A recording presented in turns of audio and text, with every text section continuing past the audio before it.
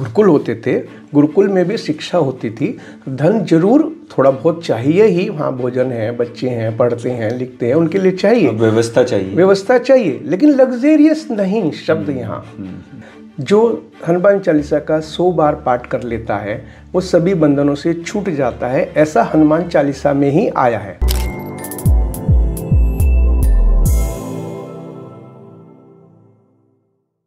नमस्कार, स्वागत है आपका inside talks with Parvendra Dahiya.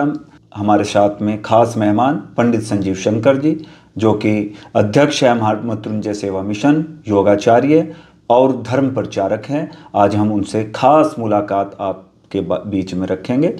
मैं पंडित संजीव शंकर जी का इस कार्यक्रम में बहुत बहुत स्वागत करता हूँ। आदरणीय पंडित संजीव शंकर जी, मैं आपसे आग्रह करूँगा, और आज हम धर्म के प्रति और अपने हिंदुत्व के प्रति जो विचारधाराएं हैं उन पर विचार रखेंगे। सर्वप्रथम मैं आपसे चाहूँगा कि धर्म क्या है? बहुत अच्छी बात है जी, और इसके लिए आप वास्तव में साधुवाद के पात्र हैं। वैसे तो धर्म अपने आप में कुछ नहीं है। धर्म है न्याय, नियम, पद्धतियाँ, ये धर्म है। धर्म जब किसी के साथ जुड़ता है तो जैसे हिंदू धर्म, जैसे मुस्लिम धर्म, जैसे क्रिश्चियन धर्म, जैसे माता पिता की सेवा करना तो पितृ के प्रति हमारा धर्म, परिवार की सेवा करना तो परिवार के प्रति जो हमारे धर्म है वो नियम कानून है, उन्हें फॉलो किया जाए। और जो वो नियम कानून में भी बात विशेष ये है कि जो धारण किए जा सकें, जिन्हें हम अमल में ला सकें, जिन्हें हम जीवन में उतार सकें। हम विद्यालय में हैं तो विद्यालय चलाना हमारा मुख्य धर्म है। ये अलग अलग परिस्थितियाँ, अलग अलग अपने स्थिति, आयु हिसाब से बदलते रहते हैं। कोई भी धर्म कम नहीं है, कोई भी धर्म ज़्यादा नहीं है, लेकिन जिस समय जिस परिस्थिति में आपको जो चीज़ मुख्य है उस पर ध्यान देना चाहिए। जैसे बच्चे विद्यालय में पढ़ रहे हैं तो यहाँ हम कहें कि माता पिता की सेवा नहीं कर रहे हैं, ऐसा नहीं है। उनका इस समय धर्म पढ़ना है, प्राथमिकता पढ़ना है। अगर उसे समय देंगे तो जीवन अधिक उन्नति की ओर होगा। जब माता पिता इस लायक नहीं रहेंगे, उन्हें सेवा की जरूरत होगी, तो फिर वो माता पिता की सेवा करें, तो वो मातृ पितृ धर्म हो गया। तो धर्म वास्तव में तो अपने आप में अकेले कुछ नहीं, लेकिन जिसके साथ जुड़ता है एक बड़ा उसका दायरा हो जाता है, एक बड़ी फिलॉसफी हो जाती है धर्म की। ये धर्म है। यानी कि समय के साथ साथ, समय, स्थान, स्थिति के साथ साथ धर्म का भी अपना अलग महत्व है। धर्म अपने आप में धारण, जो चीज़ धारण की जा सके वो धर्म है, सीधे सीधे शब्दों में है। अब वो धर्म क्या विश्लेषण आप कैसे करें, ये भ्रांतियाँ, चूँकि आप इस समय ऐसा एक बुद्धिजीवियों के लिए ये एक वार्ता कर रहे हैं, तो धर्म में एक चीज़ बना लेंगे, बस ये हिंदू धर्म बस, या केवल मुस्लिम धर्म बस। नहीं, ऐसा नहीं है।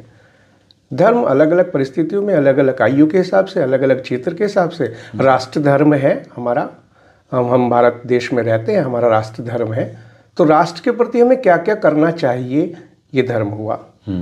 लेकिन राष्ट्र के प्रति हम चोरी करते हैं, बेईमानी करते हैं, रिश्वत लेते हैं, तो ये अधर्म हो गया, ये धर्म की श्रेणी में नहीं रहा। फिर इसी प्रकार से हम शिक्षा में हैं, हम स्कूल जाना छोड़ रहे हैं, नहीं जाते हैं, वहाँ ध्यान नहीं दे रहे हैं, टीचर्स की बात, शिक्षकों की बात ठीक से नहीं सुन रहे हैं, तो वो अधर्म हो गया, वो धारण नहीं किया जा सकता।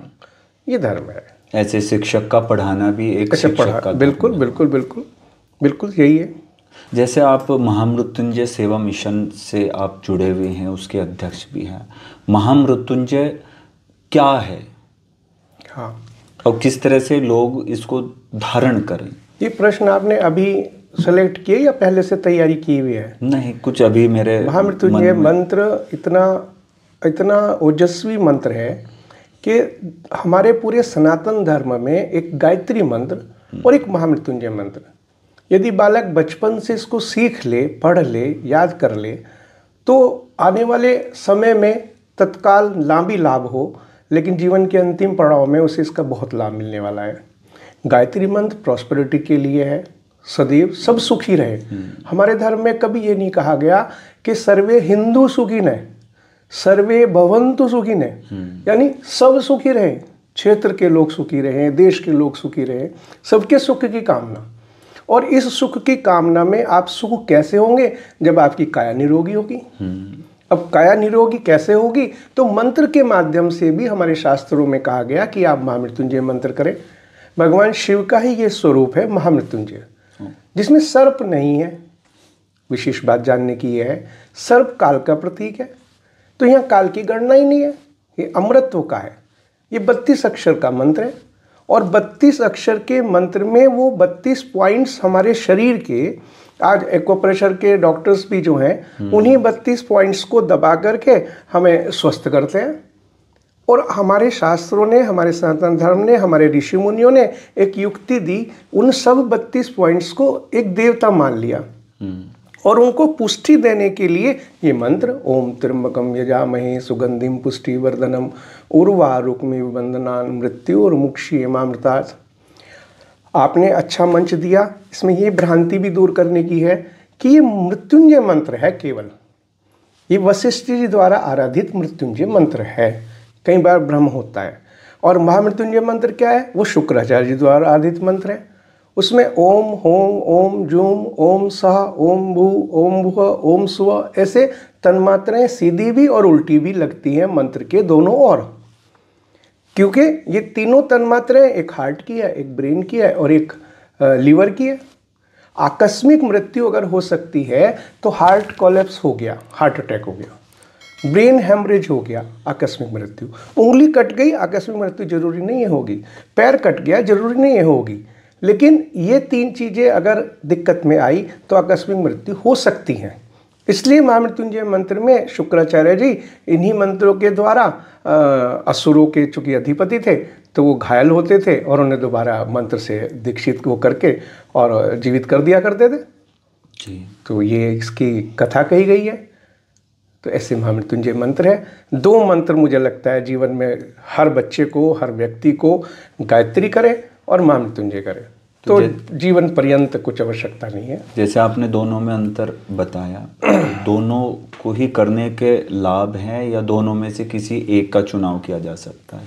नहीं, संपूर्ण चीज़, जैसे भोजन करना कि वो दाल भी चाहिए सब्जी भी चाहिए, तो हम दाल और सब्जी में से सेलेक्ट करें तो ये ठीक नहीं। दोनों ही लें तो जीवन अच्छा रहेगा, पर्याप्त रहेगा। और इससे अधिक मुझे लगता नहीं कि कुछ खूब पढ़ें, ये अलग बात है, वेदों का अध्ययन करें अलग बात है, वो कुछ भी शास्त्र पढ़ें, लेकिन मिनिमम कम से कम गायत्री होनी चाहिए, सुबह शाम की गायत्री। तो वैसे त्रिकाल संध्या बताई गई है, लेकिन सुबह शाम भी करें तो भी पर्याप्त है। और विशेष बात तो मैं आपको ये बताऊं कि ये जो ब्राह्मण है, ब्राह्मण को गायत्री करने का कोई लाभ नहीं है, लेकिन ना करने का दोष है। अच्छा। अगर वो नहीं करेगा तो दोष है, तो दोष है, और करने का कोई लाभ नहीं है जी। ये गायत्री की आप नॉर्मल, ब्राह्मण ने तिलक लगाया है तो तिलक लगाने का ब्राह्मण को कोई लाभ नहीं है, लेकिन जो व्यक्ति ब्राह्मण को बिना तिलक लगाए देखे तो ये ब्राह्मण के लिए दोष है। तो जैसे हम धर्म की बात कर रहे थे, ये भी तिलक लगाना, तिलक लगाना, गायत्री करना, वो उसका धर्म हुआ, धर्म हुआ, अंग है, नैमित्तिक कर्म है। रोज भूख लगती है, रोज भोजन करते हैं, रोज सुबह उठते हैं, घूमते हैं, नहाते हैं, धोते हैं, उसे नैमित्तिक कर्म में मानो ना, करना जरूरी है ही, ये मानिए। तो गायत्री मंत्र और महामृत्युंजय मंत्र जब कोई करता है, क्या उसका कोई विशेष तरीका है या किस तरह से हम उसे करना चाहिए? किसी भी मंत्र का वैसे तो तरीका है, उसका ध्यान है, उसका अंग न्यास है, कर न्यास है। फिर भी ऐसे अनेक सिद्ध पुरुष हैं, अच्छे लोग हैं, गायत्री परिवार हमारे बीच है और आर्य समाज की पद्धतियां हैं, तो उसमें किसी योग्य गुरु से एक बार दीक्षित कर लें। दीक्षा में कुछ ज़्यादा बड़ा प्रपंच नहीं है। नॉर्मल आप किसी भी संत के पास जाओ, साधु के पास जाओ, किसी गायत्री करने वाले व्यक्ति के पास निरंतर जाओ या महामृत्युंजय करने वाले के पास, वो एक चौनमल सी दीक्षा बताएगा, उसको फॉलो करें, उससे मंत्र ले लें और अपने घर करना शुरू कर दें। ये प्रपंच जो इस समय सबसे बड़ी दिक्कत खड़ी की गई, पता नहीं ये प्रश्न का उत्तर इसमें तारतम्य है कि नहीं, कि इस समय गुरुओं ने एक परंपरा बना ली। गुरु एक सेतु है, एक सामान्य को भगवान से जोड़ने का सेतु, ट्रांसफार्मर। उन्होंने अपने आश्रम खड़े करके, मैं विरोधी किसी का नहीं हूँ, अपनी पूजा प्रारंभ करा दी, भगवान से दूर कर दिया। तो ये परिपाटी शायद सुधरनी चाहिए, ऐसा मेरा मानना। जैसा गुरु दीक्षा हो गई।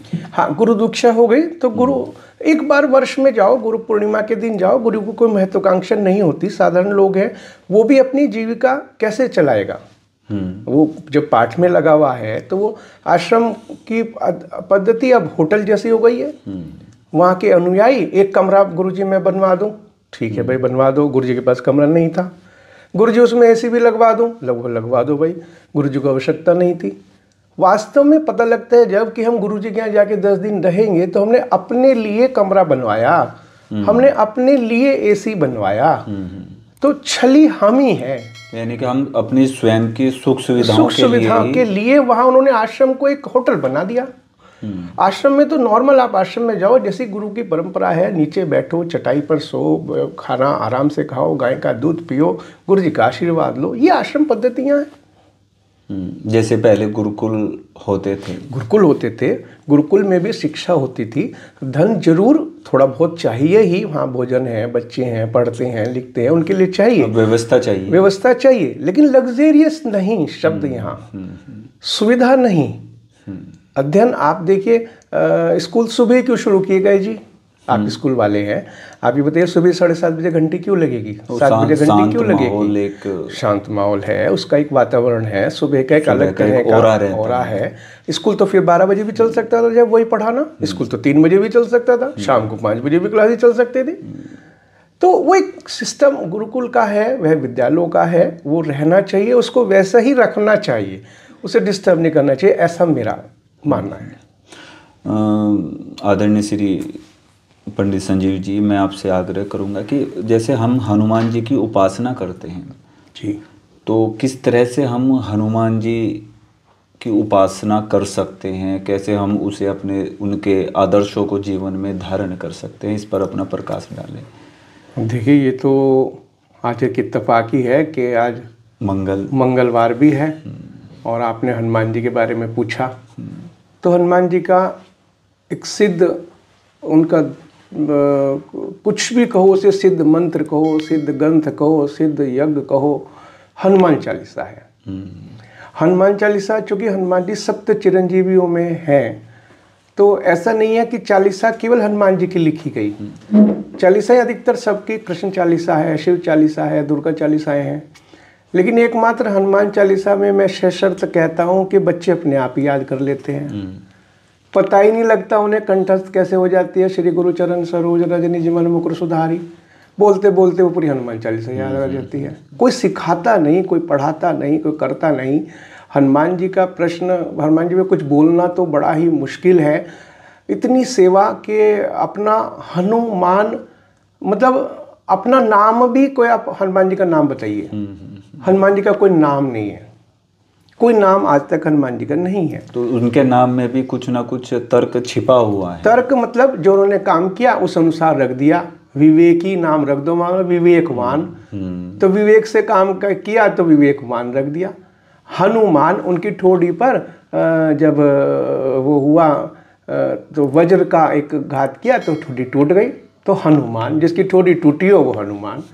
नाम हमारा संजीव है, आपका परविंद्र है, ऐसा नाम हनुमान जी का नहीं है। उन्होंने जो कर्म किए उनके अनुसार उनके नाम रख दिए गए, पर उनका व्यक्तिगत नाम नहीं है। इतना बड़ा सेक्रीफाइस सेवा करने का हनुमान जी से ज़्यादा नहीं मिल सकता। ता जिंदगी राम जी की सेवा में लगे रहे, ता जिंदगी राम जी ने जो कहा वही कर दिया, जो उन्हें प्रसन्नता हुई वही कर दिया, पर अपना कहीं नाम नहीं आने दिया। ऐसा जीवन अगर कोई व्यक्ति जिए तो इसमें कोई संशय नहीं है कि वो सफलता ना प्राप्त कर सके। जैसे हम हनुमान चालीसा पढ़ते हैं जी, तो उसका जीवन में क्या असर हमारे जीवन पर पड़ता है? देखिए, वैसे तो हनुमान चालीसा संकट के समय करने का एक विधान है। जब पूजा पद्धति के अनुसार आप सोचेंगे तो संकट से मतलब जो शतबार पाट कर कोई छूटही बंदी महासुख होई, जो हनुमान चालीसा का 100 बार पाठ कर लेता है वो सभी बंधनों से छूट जाता है, ऐसा हनुमान चालीसा में ही आया है। हनुमान चालीसा हमें रट्टाफिकेशन से नहीं करनी चाहिए। आपको कोई जीवन में संकट है, क्योंकि वो चिरंजीवी हैं। चिरंजीवी का मतलब सदैव रहने वाले। सप्त चिरंजीवी हमारे शास्त्रों में है, कृपाचार्य जी हैं, व्यास जी हैं, ऐसे भगवान विष्णु विभीषण जी हैं। तो इस तरह सप्त चिरंजीवियों में उनका नाम है। और मुझे अतिशयोक्ति कुछ नहीं है, लेकिन अगर हनुमान जी को प्रकट करना हो, उनसे बात करनी हो, तो एक हनुमान जी ऐसे हैं कि आप एक बार एक आसन लगाओ, ठीक से हनुमान जी का लाल कपड़े पे बिछाओ, चमेली के तेल का दीपक जलाओ और 100 बार हनुमान चालीसा का पाठ करो। हनुमान जी ने ना रास्ता बता दिया तो बात रही। जैसे घर परिवार में हम किस प्रकार सुखी जीवन जी सकते हैं, इस पर आप अपना विचार रखें। वाह, ये प्रश्न भी बहुत अच्छा आपने रखा। आध्यात्म की बात करते करते हाँ, घर परिवार की भी गृहस्थी कैसी रहे, कैसी ना रहे। असल में घर गृहस्थी में एक दिक्कत ये है कि हम ये मान लेते हैं, घर गृहस्थी बिगड़ती वहाँ है कि जब दूसरा उसमें आता है। दूसरे से मतलब जैसे पत्नी ब्याह के आई दूसरे घर से, और जैसे आप दामाद बने तो आप दूसरे घर से उनके घर में गए, बेटा स्वरूप ही लेकिन गए। अब यहाँ अपेक्षा हम करते हैं कि ये सुख मिलेगा, ये रोटी बना के देगी, ये हमें जल देगी, ये हमारे लिए ये सेवा करेगी। तो जब हम अपेक्षा करते हैं सुख की, तो ये अपेक्षा हम ना करें तो ज़्यादा अच्छा है। वो इसलिए कि हमारा पिता परमानेंट है, आप बदल नहीं सकते। हमारा भाई परमानेंट है, आप बदल नहीं सकते। हमारी बहन परमानेंट है, आप बदल नहीं सकते। जब हम रिलेशन वो बदल नहीं सकते तो फिर पत्नी परमानेंट क्यों नहीं? पत्नी भी तो परमानेंट रिलेशन है, हम बदल नहीं सकते। हमारा शास्त्र कहता है एक वर्ण जब पत्नी का किया तो दूसरा तो सोचना भी मुश्किल है, सोचना भी पाप है। हम वहीं धोखा खा जाते हैं। हम सुख की अपेक्षा उससे करने लगते हैं या वो हमसे सुख की अपेक्षा करने लगते हैं, तो ये कलेश का कारण बनती है। क्या अपेक्षा करना गलत है? नहीं, अपेक्षा करना गलत नहीं है। वो स्वयं में बहुत बढ़िया है। आप आनंद में, मैं जो इसका हल बताना चाह रहा था, वो हल ये है कि आप आनंद में जिए। आप आनंद स्वयं से है। मैं खुश रहूँगा तो मैं आनंदित रहूँगा। सुख दूसरे से है। जो बालक आपके यहाँ आया है या आपके यहाँ कहीं कोई रिलेशन बना है, तो वो रिलेशन आपका परमानेंट रिलेशन है। उसमें अपेक्षा करना शायद गलत है सुख की। आप आनंदित रहें, वो है तो बढ़िया ही जीव ना। वो उसमें उतनी कमियां हैं जितनी कि आपके भाई में है, उसमें उतनी कमियां हैं जितने कि आपकी बहन में है, उसमें उतने ही गुण हैं जितने कि आपके पिता में। ऐसा नहीं है कि उसमें जरा भी गुण कम है या ज़्यादा है। जितने गुण हम में है, जितने अवगुण हम में है, उतने गुण उसमें, उतने अवगुण उसमें विराजमान हो सकते हैं। इसमें कोई बड़ी बात नहीं है। समस्या कहाँ आती है कि हमने अपने लड़के से अपेक्षा की ये बड़ा होगा और मेरे लिए तो बस ये सेवा करेगा, मेरे व्यापार में मेरा सहयोग करेगा और मेरे लिए तो ये करेगा। क्यों?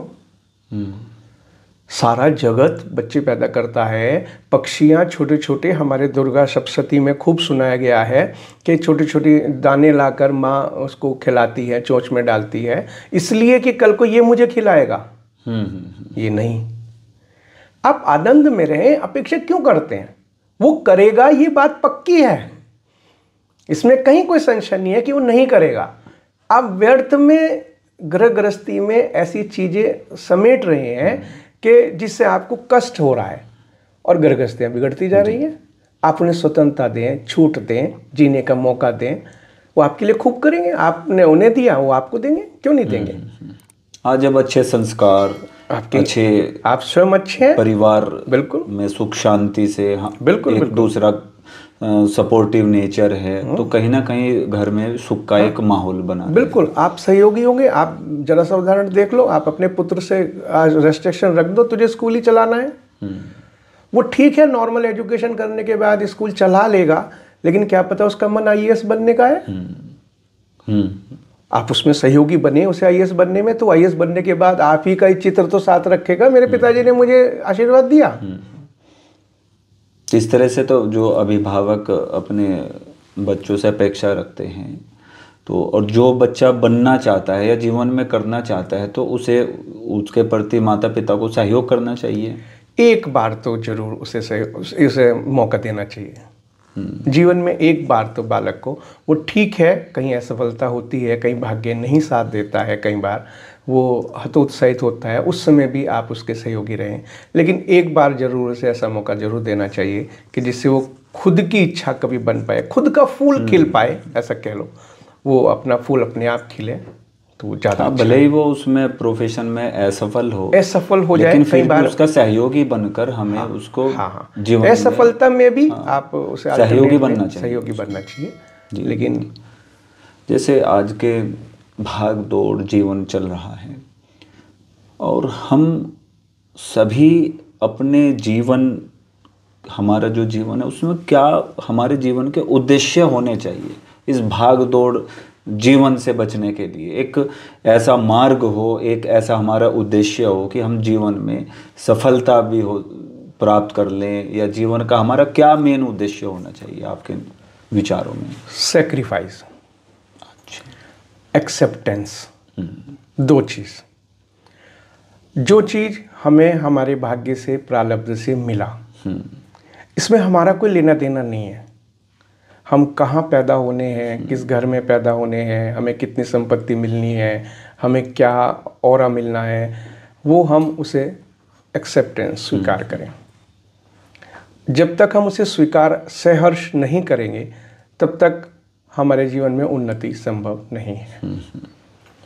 इसके पश्चात एक उद्देश्य, टारगेट, एक टारगेट फिक्स करें कि प्रारब्ध से जो मिला वो मेरा ही किया हुआ मिला।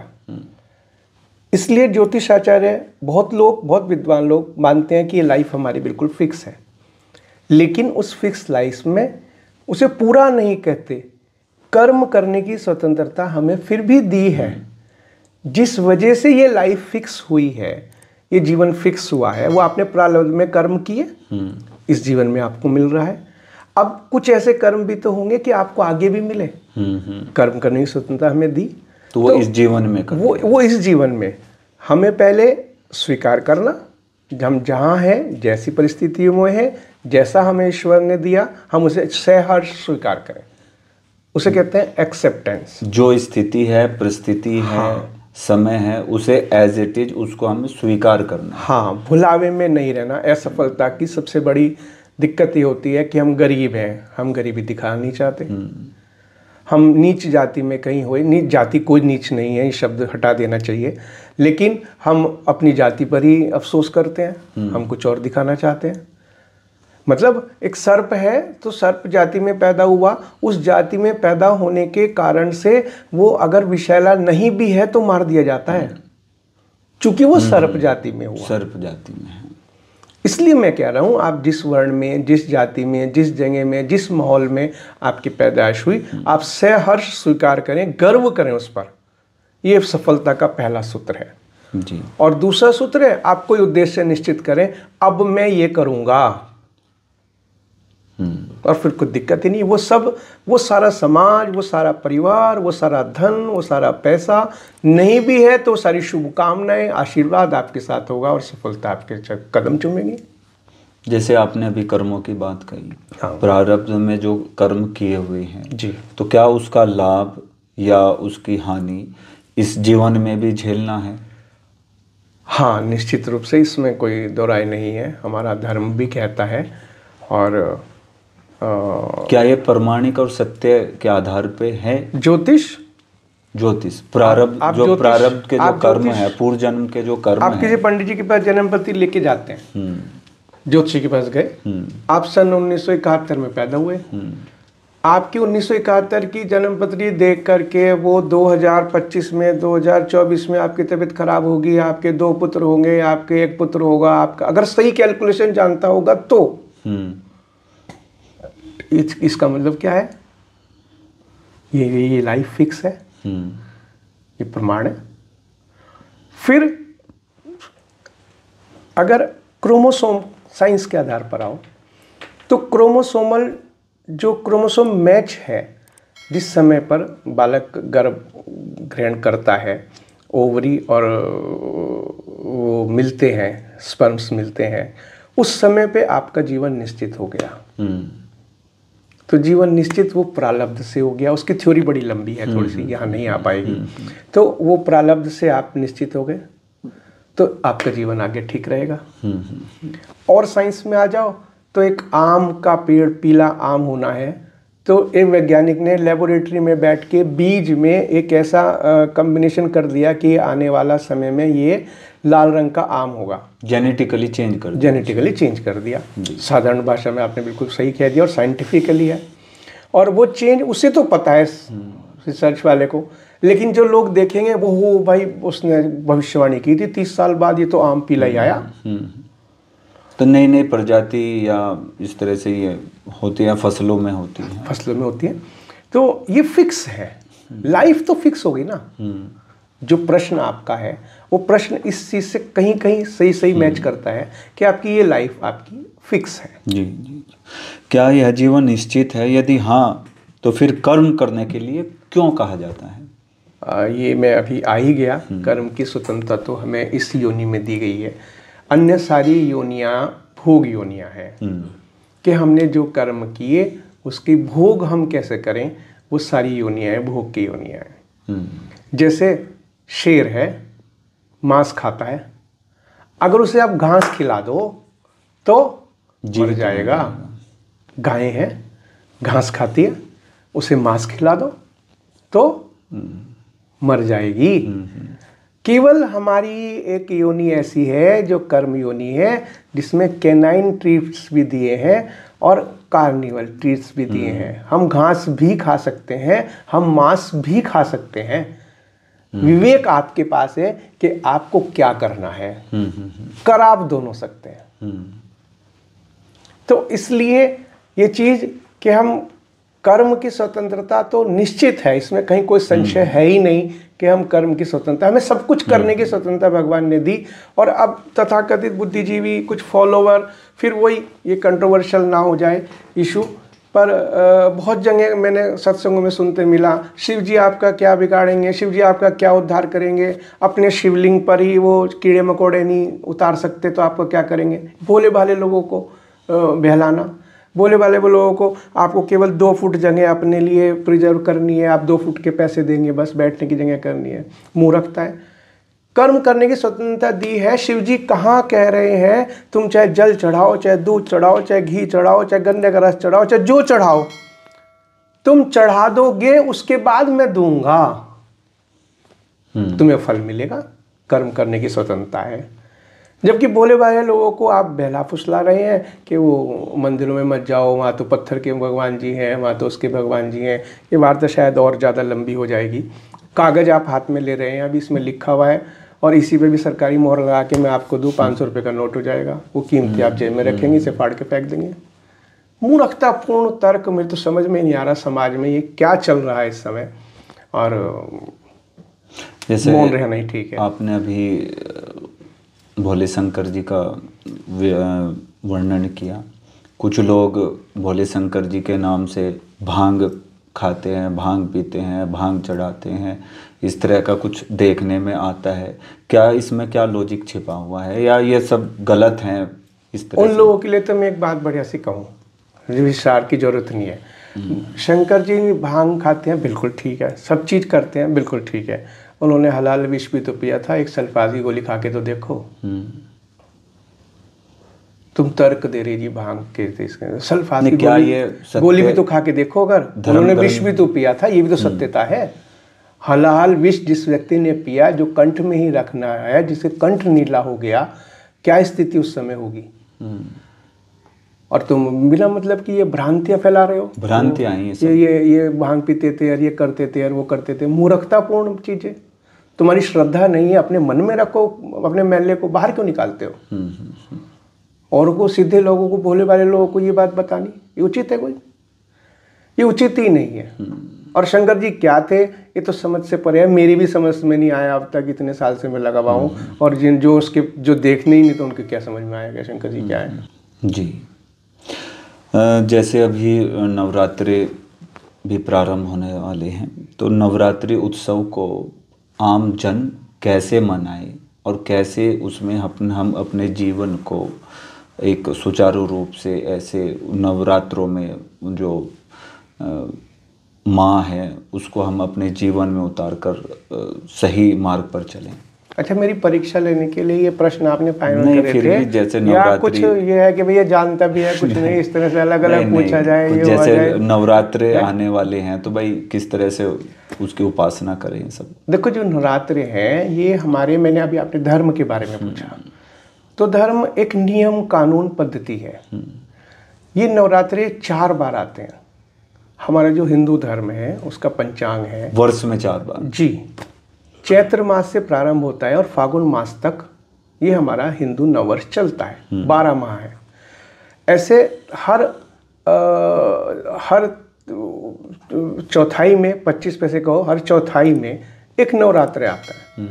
2 गोपनीय होते हैं, 2 सार्वजनिक होते हैं। एक चैत्र में है, एक अश्विन मास में अभी आने वाले हैं नवरात्रि। ये क्या है कि हमें पूरे साल बहुत बड़े बड़े काम करने हैं। ये छोटे लोगों के लिए नहीं है जिन्हें कुछ नहीं करना। ये नवरात्रि भी उनके लिए है कि जिन्हें बहुत बड़े काम करने हैं, बहुत बड़ी देश हित में काम करने हैं, जो ऐसा बड़ा सोचते हैं, उनके लिए ये एक एनर्जेटिक हफ्ता है। ये शक्ति की उपासना है, अपने अंदर की नेगेटिविटी खत्म करने की उपासना है। हमारे अंदर नेगेटिविटी ना बचे, हमें फिर नए उत्साह से लगना है, समाज का कल्याण करना है, हमें ये करना है।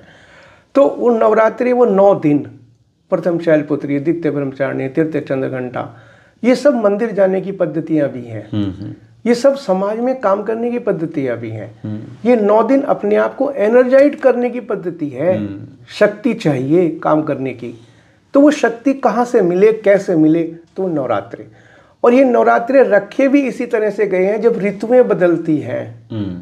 ऋतु में हमारा शरीर, जब उतनी शायद चिकित्सा व्यवस्थाएं उतनी नहीं होंगी, ऐसा मैं कह सकता हूँ, वैसे मुझे लगता नहीं, क्योंकि इतना वैज्ञानिक रूप से विकसित था कि वहाँ चिकित्सा व्यवस्था नहीं, लेकिन नेचुरली भी, प्राकृतिक चिकित्सा में भी जो चिकित्सा आप सामान्य दिनों में कराएंगे, अगर वो नवरात्रों के दिनों में कराएंगे तो 100 गुना अधिक फल मिलता है। ये साइंस कहती है, मैं नहीं कह रहा। आप एक दिन व्रत रखें, एक दिन भूखे रहें, एक दिन ये करें, एक दिन वो करें, ऐसे ऐसे हर दिन का फल क्या खाना चाहिए ये भी निश्चित उन नवरात्रों में अगर उस तरह फॉलो करें तो 3 महीने 4 महीने आपके शरीर को कोई रोग नहीं होने वाला। यानी कि ऋतुओं के परिवर्तन के साथ में जो शरीर में परिवर्तन होने वाला है, वो नवरात्र जब हम 9 दिन उपवास रखते हैं, पूजा आराधना करते हैं, तो उस शरीर को स्वस्थ रखने के लिए, मानसिक हमारा शरीर कितना भी स्वस्थ हो, कितना भी बलिष्ठ हो, कितना भी वज्र का हो, लेकिन हवाओं से प्रभावित हो जाता है। पूर्वा पछुआ की हवा किसी गांव में पूछ लो, इसके दर्द है, अरे पछुआ चल रही थी, अरे भाई पूर्वा चल रही थी, अरे भाई ये हो रहा था। पुराने हवा से, ये शरीर हवा से प्रभावित होने वाली चीज है। और शब्द फिर वो आध्यात्मिक आ जाते हैं, हम हैं भी तो हवा ही। वो हवा निकली, हाँ, तो आत्मा निकली, हवा निकली, तो शरीर तो बॉडी हो गई एक तो खत्म। तो हवा को ही तो संग्रहित करना, उसे शक्ति को ही तो ठीक करना, ये नवरात्र का मुझे लगता है सही महत्व यही है। शक्ति की उपासना कैसे हो, कैसे ना हो। अच्छा, एक क्वेश्चन से मेरे मन में आ रहा है। हाँ, बताओ। कोई पक्षियों को दाना डालता है, पानी पिलाता है, और एक बिल्ली उस ताक में रहती है कि जब ये जो सेवक है वो चले और मैं इस जो पक्षी को, कबूतर को ही हम मान लेते हैं, कबूतर को पकड़ूं, इसको खाऊं और लेके चलूं। लेकिन जो सेवक है वो चाहता है कि मैं इसे, पक्षी को बचाऊं। तो क्या इनमें तालमेल है? क्या धर्म के जब हम बात करें तो किसका क्या धर्म हो सकता है? मैं ये कहता कि प्रश्न बहुत अच्छा है। पूरा आपने कबूतर जीवाना, राहु का उपाय करना, बिल्ली का खा जाना, अगर ज्योतिष के हिसाब से तो बिल्ली मंगल का प्रतीक है। मंगल राहु को खा गया तो आपका तो हित ही हुआ, एक बात। दूसरी बात, ये प्रश्न कुछ इस तरह का है कि बाजार जाते हुए एक परचून की दुकान से रस खरीदे गए और रस उधार खरीदे गए और कुत्ते को खिला दिए गए। कुत्ते के खिलाने का फल ये हुआ कि दुकान पर उसे 2000 रुपये की आमदनी हुई। वापसी में आते हुए उसने वो रस के पेमेंट कर दिया और घर बैठ गया। अब इसमें ये पूछना कि फायदा किसे हुआ, क्योंकि वो तो उधार थे, उधार तो यानी परचूनियों को लगने चाहिए थे उसका वो फल या दोष।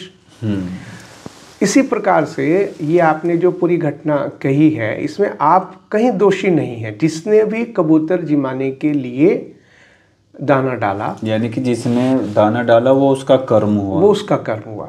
और जो बिल्ली कबूतर को खाएगी वो उसका कबूतर का वहां आना, कबूतर का वहां आना आपके उस ग्रह को कम करना हुआ। और ये जरूरी नहीं कि बिल्ली हर बार ही वो देख रही हो, हर बार ही आ रही हो, या वो खाए हुए हो तो फिर खा रही हो, ना, ऐसा भी नहीं है, ऐसा भी नहीं है। लेकिन बिल्ली वहां आई और कबूतर को पकड़ लिया, तो मंगल में राहु के प्रत्यंतर आपका होगा, इसलिए बिल्ली वहां आई और कबूतर को खाया। तो उसमें दोष उस सेवक का तो नहीं होने का? सेवक का भी दोष नहीं है, कबूतर का भी दोष नहीं है, बिल्ली का भी दोष नहीं है। तो ये तो चक्र है। तीनों हाँ, क्योंकि तीनों कबूतर को अगर आप दाना न डाल के रोटी डालते तो क्या वो खाता? नहीं खाता। बिल्ली अगर कौवा वो खा रहा हो तो क्या बिल्ली कौवे को खाती? तो फिर इसका सीधा सीधा है कि इसमें ऐसा बिल्कुल नहीं करना चाहिए कि भाई हमने, और फिर ना ये भी प्रयास थोड़ा बहुत हो सके तो ठीक है कि भाई हमारे पालतू कबूतर हैं, उन्हें जाली में रखना चाहिए, हाँ, उन्हें बचाओ, सेफ रखना चाहिए, बचाव रखना चाहिए। लेकिन आपने अगर डाला है तो कोई ऐसी इसमें कोई दोष आपको नहीं है, उस व्यक्ति को कोई दोष नहीं है जिसने दाना डाला। जी। अंत में मैं आदरणीय पंडित संजीव शंकर जी का आभार व्यक्त करता हूं, और साथ ही साथ ये भी कहूँगा कि वे अपने हमारे जो दर्शक हैं इनसाइड टॉक्स के, उन्हें कुछ मैसेज संदेश देना चाहें तो हम उनका स्वागत करते हैं। आज के परिप्रेक्ष्य में आपने मुझे अवसर दिया यहाँ आने का, बोलने का, बातचीत होने का, गूढ़ विषयों पे भी चर्चा हुई और सामान्य जीवन में भी चर्चा हुई। अंतिम बात तो मैं केवल यही कहूँगा कि जैसे भी हो, जैसी भी परिस्थिति में हो, प्रसन्न रहो, खुश रहो, मस्त रहो।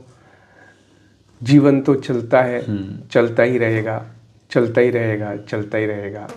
उसी बीच अपने अच्छे अच्छे काम करते रहो। इन्हीं शब्दों के साथ मैं बहुत बहुत आभारी हूँ आपका, आपने मुझे यहाँ आने का, आपका भी बहुत बहुत आभार, धन्यवाद। सभी दर्शकों से मैं चाहूँगा कि चैनल्स को सब्सक्राइब करें, लाइक करें और ज़्यादा से ज़्यादा लोगों तक इसको पहुँचाएं ताकि अच्छी जानकारी, नवीनतम जानकारी सभी को पहुँच सके। बहुत बहुत आभार, धन्यवाद।